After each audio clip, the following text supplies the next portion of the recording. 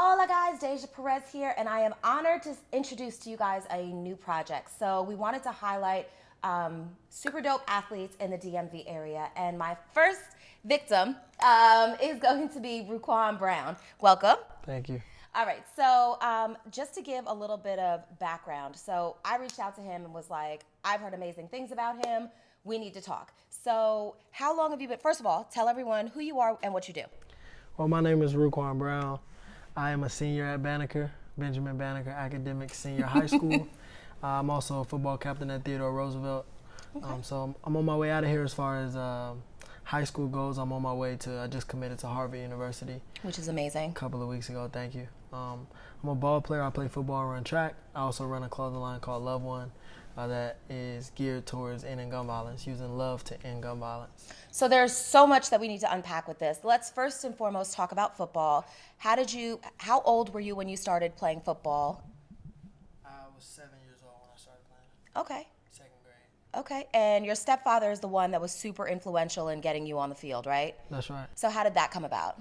I had big cousins, Shadid and Khalil. Two older cousins, also Corey and Cody, that played football. So I watched those guys, and I always seen them playing. And I tell a story where I would put on one of my cousin Khalil put his helmet on, and I just felt so empowered. I felt like a superhero almost. Wow. And I just knew I had to go and experience that for myself. And so looking up to those guys, it made me want to go out and play. So I did. Just, asked my dad, like, hey, I want to play. He's like, all right, come on. Wow. And that was that simple. Okay, so how do you determine, does the coach determine, or do you decide what position you want to play? It's a little bit of both. My first year, it was just like, well, you look at each player's skill set and you say, well, here's how you can help the team. Okay. So then I played a little bit of quarterback. I played like tight end or something like that. And we lost every game. It's terrible. I scored one touchdown. I know it was like the best moment of my life because I was contributing and kind of living the dream, as a 7-year-old. So that was awesome. Okay, so you went from 7-year-old to freshman in high school. What position did you ultimately end up in? So right now I'm going to college to play cornerback. Okay. But I played everything in high school: quarterback, running back, receiver, punt return, kick return. Now, is that unusual for someone to play as many positions as you did? It's not unusual. Like, dogs do it, but everybody doesn't do it. But there are a ton of guys that are special that do it. Okay, fantastic. Now, let's briefly talk about the other sports that you stick your toe into. So you're track and field as well? Yep, that's right. Okay, and what do you do with track and field? So I sprint. So I do 100, 200, 55 in indoor. Okay. So that I've always run track too, just because it helps make me a better football player. The dream is to play professional ball, be a first rounder. Yes. So, in order to put myself in position to do that, I have to do the extra stuff, and track is one of those things. Okay, and is your intent to also do track when you go to Harvard, or no? I would like to because, like I said, now I'm playing with grown men. Grown men, and it's yes. about being quicker, faster, finding ways to be stronger. So in order to do that, I should compete with collegiate track and field athletes as well. So you're just all about being the best of your best. The best of the best. I'm here for that. So I think that it's amazing that you're going to Harvard University. Real quick, let's talk about the academic piece of things, because you're obviously a student athlete. So, you explain to me first and foremost why you don't play at Benjamin Banneker Academic Senior High School. There we go. Yeah, so it being a primarily academic school, we don't have a football team here. So it just, DCPS, DC Public Schools, makes it pretty easy for us to play at any school that doesn't offer a sport to play at another DC Public School. So that's pretty unique. How did you end up at, is it Roosevelt? That's right. It was God. Me and my dad were actually sitting in the car talking about where I would play high school football. And then I think it was my 8th grade year. Okay. Kind of deciding where we go to high school, and we were at the gas station seeing a coach with a Roosevelt shirt on. My dad introduced us, and the rest is history. Amazing. Okay, so how do you juggle, you're obviously at an academic high school that you excel at because your grades are amazing, but how do you manage to have time to be a scholar student on top of being an amazing athlete and have all these other ventures that you're doing and have some sort of personal life? I give glory to God because it's not easy, but you have to prioritize. And I learned my priorities from the Word of God, honestly. My purpose and family are at the top. So those things are going to always come before anything else. So if it's an opportunity to serve or opportunity to spend time with my family, those things are going to be at the top of my priority list. Obviously, my dreams and goals come, very, very close. It's not that hard because I have a team, my village, my family that kind of helps keep everything in order and prioritize. So it's not that bad. It does suck sometimes. Because when I want to prioritize purpose and family, there are other things that are demanding attention, time, energy, and effort. So it can make it hard. Having homework, you want to spend time with family. Having homework, and you want to serve. But sometimes I can look past the pain in that moment, and the bigger picture, I'll be able to serve for as long as I want eventually. That's actually quite profound. And do they give you any kind of preparation? Because you're obviously going to an Ivy League, like one of the Ivy Leagues, That's a heck of a lot of homework. So the juggling that you've been doing thus far, it seems like it's going to be ratcheted up quite a bit once you get to Harvard. Yeah. I will say there's one thing that all Banneker graduates say is that undergrad ends up being really easy for them. And I know that I'm going to an Ivy League school, but I'm not intimidated just because I've done so many crazy things as a high school student here already that I feel like I'll be overwhelmingly prepared. I think the biggest thing for me that I'm working on is just communicating with professors, teachers, and things like that because I have a busy schedule outside of school, and it can be very easy to just forget about school. Right? So just learning to communicate better, I think, is going to be my biggest challenge. But I'm not worried about the work. I'll find a team there too that can help me if the work is hard. And go to office hours and things like that. But I just need to communicate with professors so that we can make it very, very easy for me. Okay. It sounds like you've got a good plan on that. So I want to talk briefly about your stepfather. Can you talk to us about him? What was his name? Yeah, his name is Arnelius DeRico Howe. Okay. Everybody calls him Rico. And he was just kind of like a superhero to me, you know what I mean? My dad, when you think about a kid and his dad, he was absolutely that for me. And it was awesome from the moment we met. He just completely embraced me. How old were you? 6 years old. Oh, okay. Yes, ma'am. I was 6 years old. And it was beautiful. I knew that I was important. I knew that I was a priority to him. I knew that my safety, that my well-being, and my future were important to him. And that was just an awesome feeling to have as a kid. And, my mom and him being together, having both my parents, having a full family, and just feeling safe as a kid, it was awesome. So my stepdad just kind of taught me a lot about life, showed me a lot, some things what not to do, other what to do, and he's there to help me with homework and, the whole nine. So it was really beautiful. I think he was a very, very awesome dad. And it sucks I don't get to ask him why, because as I approach adulthood, I have more and more questions about fatherhood. But his dad was in his life, and so maybe that's why, he was able to be such an awesome dad. And I think it's really beautiful for black men that can not only be a father, but be a dad, because I think There's a difference. There is a difference, and black boys and men need safe spaces to just be themselves, to let things off their heart. And he did an awesome job of making sure that I had that space where I could completely be who I am. Also encouraged me to be a leader, so that I'm not trying to be like somebody else and do things the way they do it, but finding what I really want and doing it that way. So, I mean, honestly, I don't have many complaints about our relationship, and even though every relationship has its flaws, that's one that I will carry with me forever. And I think he really taught me when it's my turn how to be a dad. And I can't wait, because I can wait. But You can wait, yes. Jesus. I absolutely can't wait. But what I mean is that there's a shortage of dads Yes. in our community. And it makes me eager to serve in that capacity, to be a dad. Jesus. You guys got to be careful. I mean, I'm trying to be careful, so please forgive me. I don't. We're talking in the future. Right. We're not immediate children. Look, I don't plan on having no babies. That's Right. not where we're going. But what I mean is, fatherhood and family is just a very beautiful thing. It is. It is a very, very, very beautiful thing.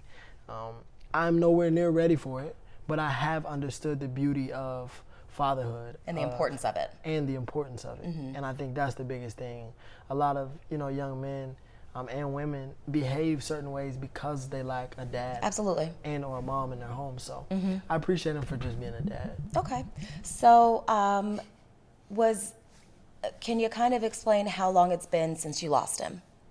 Yeah, so he was killed on October 26th of 2018. Okay. So it's been a little over a year, you know, and going into 2 years. So it's been tough. And I was sitting down with a group of student activists yesterday, and we were talking about different ways to kind of heal from trauma. And some pain never goes away. You just find different ways to cope with it. And I think this is one of those things that maybe I don't cry as much, but the hurt is still there. But I'm just so thankful too that God can just show me how to turn my pain into purpose and pain into power, because it made me realize how much I appreciate having a dad. So it's only gonna flip and turn into something amazing. And you know, it sucks that it had to be that way, but since life comes with death, we're gonna use our deaths to bring something great. Wow, that gives me chills. Okay, did you, considering how close the relationship was with you and your father, did you guys have an idea of where he wanted you to go to school? No. We had Really? no idea. Yeah, we had no idea at all. We never really talked about exactly where I go to school. Okay. I remember calling him a couple months before he passed, and I was complaining like that. I'm the best kid on the football field. I have the best grades. I know the game. Great character. How come I don't have any offers? And he's like, man, be quiet, stay focused, and keep working out. Keep doing your 100 push-ups and sit-ups a night. That's all that matters. Do that, and you'll get what you're supposed to get. While also, you know, empathizing with me as far as understanding, you know, The what frustration. it's like. Absolutely. But just kind of encouraging me, just stay focused and it's going to come. I got my first offer from UMass like 2 months after he passed in December. Oh, wow. So it was bittersweet because, you know, he would have been the first person I called. Of course. And I probably would have flew out and just kicked it with him just because it's that big, because we've been dreaming about this for 10 years, 11 years. So we never talked about what school. It was just a matter of going to school. Okay. So subsequently, after the UMass, let everyone know exactly how many offer letters did come in. Yeah, so 25 offers from schools all the way from Harvard and Yale and Princeton, Columbia, Penn, Dartmouth, Cornell, to UMass, Georgetown, Temple. That's my alma mater, just for the record, but go ahead. Word, there we go. William and Mary, Bryant University, Holy Cross. We had fun with a lot of those schools, and I was just scrolling through my phone with a bunch of coaches and their names in my phone, and something told me to just kind of just remind, in some way, share with them my appreciation for them supporting me and believing in me enough to, you know, offer me full rides to come to their institution. Which is amazing. I really appreciate that because the hard work has paid off, and it's an ode to my family, my dad, my mom, who, you know, have stayed on me and kept me encouraged and just kind of pushed me to be great. You know, as hard as it was, it's really beautiful. So I appreciate all those coaches and teams and all that, universities. All right, sounds good. So let's talk about the shirt you're wearing and the shirt we're displaying over here. Where did this come about? Yeah, so I started Love One mentally I started Love One in 2017 after my teammate Robert Lee Arthur Jr. was murdered. And he wore number 1, so I wanted to do something that could just kind of keep him alive. And honor him. And really honor him as well. I didn't start it. I just kind of drew some things. Right here in Banneker, I had a classmate draw some things up for me. Really? Just based on the vision that I had. Okay. And when my dad died a year later, I knew, like, okay, now I have to do something, because I can't continue to sit and pick up these phone calls where I have brothers and sisters and parents leaving us and not doing anything about it beforehand. So I wanted to just be proactive about it. And so I take 20% of the proceeds from this clothing line and I donate it to an organization right now that buys guns off the streets and turns them into art. And so for me, that's a start, right? Because to me, it was just about doing something. I realized that the end-all be-all for gun violence is not going to be about removing guns. Because when there were no guns, people used swords. Right. When there were no swords, they threw rocks. So at the end of the day, it's about what's going on in people's hearts. And so that's why my business is called Love One, because once love enters your life, your heart, your mind, your soul, you'll be changed forever. Okay. So for us, it's just about bringing love to our communities. So we're excited for more people joining Love One, because the more resources, the more information, wisdom, and money that we can bring in, the more we'll be able to go out into our communities and bring love to people. And once we do that, I know gun violence is going to end. It's just a matter of time. Okay. So as many people as we can get to join the love movement is bigger than buying a t-shirt. It's about taking 1 second, 1 minute, or finding one person to show love to. When we can do that on a grander scale and know that it's important, wake up with that agenda on your mind, we'll be good to go. Okay, so what kind of, you're wearing the t-shirt, obviously. We have another one here. What are some of the other products that are offered in the Love line, Love One line? Yeah, so we have lanyards, we have stickers, we have wristbands, and we're growing. We're gonna drop some kid stuff soon. Okay. Some athletic gear for our athletes. We're kind of just growing and kind of watching culture and, you know, being a on my way to being a college student. I am a part of everything that is new, everything that is hot. Agreed. So just kind of paying attention. Okay. I've never been somebody though that has paid attention to what everybody else is doing, so it's a little bit challenging. But running a clothing line, I have to realize that it's like I have to kind of do what other people would want. You know what I'm saying? Right. It's very easy for me to just sell what I would wear. Of course. But at the end of the day, we have to bring in so we can put out. Diversify. So show everyone your sweatshirt, which matches. The logo is obviously the same. So this particular one that I'm about to throw out, there's a very interesting story about this one. So first of all, let's show you this. And then explain this shirt. So we pre-sold this shirt online as the mystery shirt, and nobody knew what color it would be. We talked about how it would represent the college or university that I was going to choose. We also let people online know that there would be a number on the back that's very important to me. When I wrote that up, I didn't know exactly what number it would be because there are so many that are important to me. Okay. We decided to go with 7 just because it's about continuing the legacy. And it's super awesome. This is the color of Harvard University. Yes, it is. So we brought these out on a signing day. My whole family was in them, and it was just awesome to see my family representing the brand and just kind of representing the legacy as well as we continue to go forward and reach new levels. And so speaking of signing day, how did you end up at Harvard? Of all the schools, of all the options and opportunities, what made you say definitively it's going to be Harvard University? For me, it was really about bringing resource. I'm always thinking about my community. God has showed me that I'm a leader, and He showed me that I'm going to continue to be in spaces with amazing people. And the thing about that is I want to be able to bring all of that back to my community. Okay. And I wanted to go somewhere where the greatest people, the greatest teachers, the greatest tourists, professors and students, the greatest athletes, all of those people are in one space. I wanted to be around those people so that when we become friends, we become family, and we want to serve, it's about, okay, well, you are really great at this. That's something that my community needs. If I go somewhere where people aren't super motivated to accomplish amazing dreams and goals, or just coming to college to get a degree and things like that, the network is not going to be as great. So I'm going to Harvard not only for myself. I'm really not going for myself because we could have chosen from any other school to go to. But I wanted to go there so that the young black boys and girls could know too that like, I can go to Harvard. Absolutely. I want young athletes to know that not only can you, but should you not only do sports, but you should do both. Right. So you should be an all-A student and play ball. Don't limit yourself because you can reach for the stars. And that's why my goal is to go first round from Harvard, because I also want to show kids that like it hasn't really been done yet, but somebody's going to do it, and then it'll encourage young boys and girls like, okay, I'm going to go there now. Everybody wants to play in the league, and everybody want to go to Harvard. Right. But it's like, okay, if I got to go to the league or go to Harvard, I'm going to choose the league.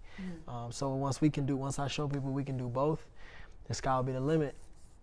I am so here for all of that. All right, so let's talk about, ideally in your perfect world, you change the world, you graduate from Harvard, you go first round draft pick into the NFL. Let's say some of that doesn't happen, right? What are you planning to go to Harvard for? Like, what's the back? Not necessarily. I don't want to call it a backup plan. You know what I mean? But what's going to be your major? I have no idea what my major is going to be right now.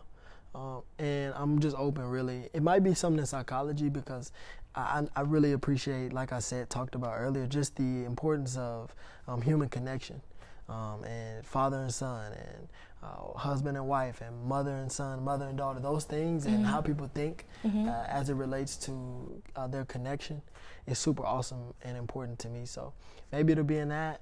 Maybe it'll be in politics so that I can sit in rooms and lobby for my community. Absolutely. But, you know, at the same time, I can just study something that I really enjoy and then be friends with a politician who I can shoot a text and say, hey, bro, can you think Remember about we this? were in class? How about you think about this? I'm here for all of that. For sure. So, you know, or even be able to call and join in on some of the meetings that they're having. For me, that's what it's about. So finding something that I really, really enjoy is going to be what I'll do. Okay, sounds good. So what advice would you give to a student that's kind of in your similar shoes? Maybe they're a sophomore, they're playing football, basketball, whatever sport they choose, but maybe they don't have as structured a home life as you have. Of course, you're familiar with, you know, loss and gun violence and things like that. That can derail a lot of people. What kind of advice would you give someone in a similar shoe to keep pushing through? Yeah, for sure. I mean, I hesitate sometimes, but I honestly have to say, like, I get my strength from God. My strength is not strength that I can go in my room and, like, wait a couple minutes and it'll come back to me. I got to spend time with God. I'm normal. You know, I've lost my dad. I've lost a brother. I just lost one of my mentees a couple days ago to gun violence. So I experience a lot of the same stuff. My parents are from the streets.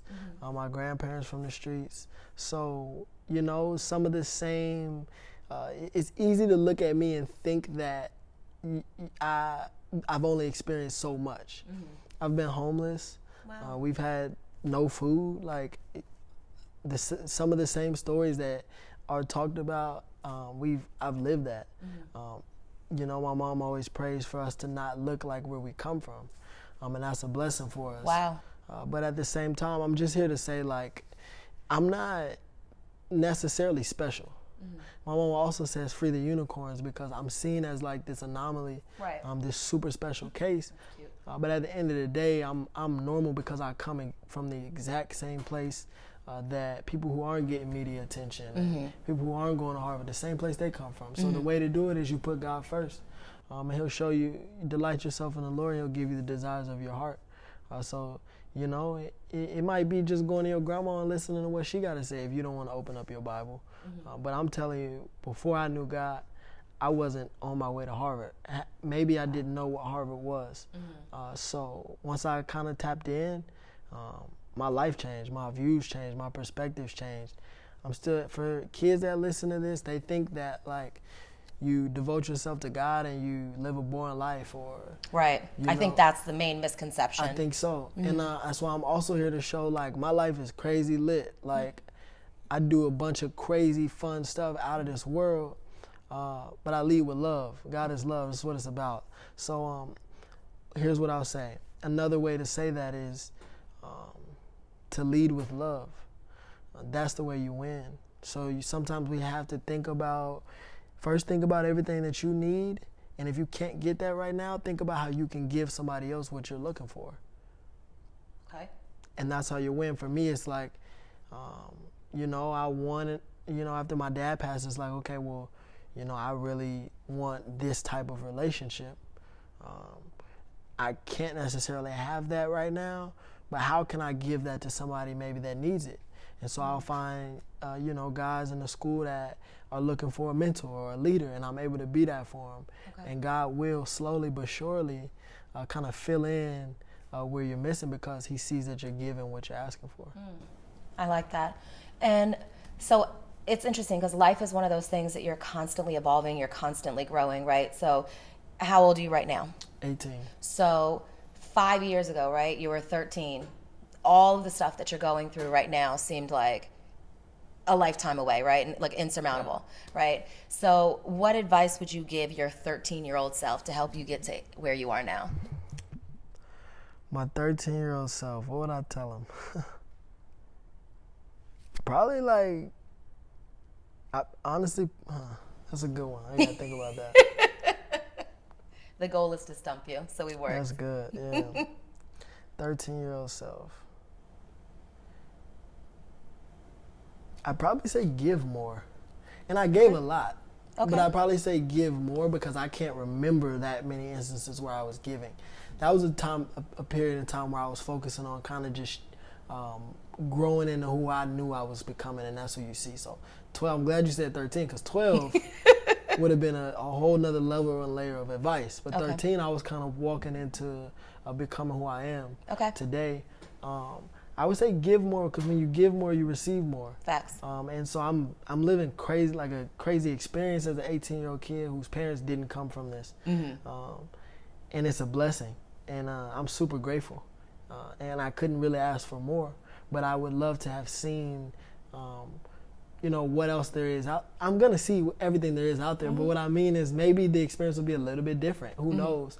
So I probably would have been a little bit more limitless or purposeful about giving. I'm just more open-minded to serving, finding ways like thinking on my toes to just find ways to serve and be a giver. I think, what we have now might be multiplied. Okay. So keeping that same train of thought, if everything happens the way that it is destined to, right? And you go to Harvard, you graduate, summa cum, magna cum, whatever. You go first round into the NFL. I'm going to be cheering the entire way. Now, the reality is when people come from slightly less socioeconomic, backgrounds, sometimes when they go into the league and things like that happen, sometimes they get derailed a little bit, right? Because, money's flowing, options are everywhere. What advice could you give your 5-year from now self? Like, what do you want that Rue to remember? I think just remember where you came from. Okay. It's a tough balance and battle, because as you reach new limits and new heights, sometimes we battle trying to realize, do we leave the people that we're with behind and gain the people that are at this level, or do we bring the people with us? Right. And the same thing with ideals and the same thing with habits. And I think if you keep the same habits that got you here, then you'll be good to go. Okay. So I would just tell myself to stay humble and not allow that to make me big-headed, not to feel like I made it, right? Because the goal is to serve. And I think as long as we continue to have that mindset, just remember to lead with love. And then I'm also have to remind myself I'm not that important. Because while the rest of the world is praising and is idolizing in some instances, I'm really not that important. And when you can look yourself in the mirror and say that, it allows you to just walk humbly, and I think then it'll be good. Agreed. So if people want to purchase a shirt or support the cause for the movement, how can they get more information? Yeah, so you can go to loveonecompany.com. That's love, then the number 1, company.com. Also on Instagram at love1biz, love1biz. So all of those places, the link is in the bio on Instagram. Our website is up and everything's perfect and good to go. Okay, so before we get up out of here, any last words to everyone in the DMV watching you around the world, about to watch you embark on your next journey? Yeah, for me, first of all, thank you all for watching and tuning in to my experience in life and my journey. I'm encouraging you to find whatever it is that's important to you. Put God first and pursue it. And don't allow anybody to tell you what you can or can't do, because if it's on your heart, it's there for a reason. Once you allow people to tell you what you can't do, then those new things that we could have experienced will never happen.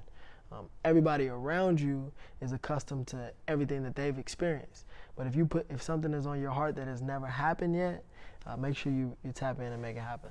Well, I wish you continued success. You have officially gained a big sister, so I will be your champion throughout this. Yes. And thank you guys for joining us for our very first episode of A Giant Among Us.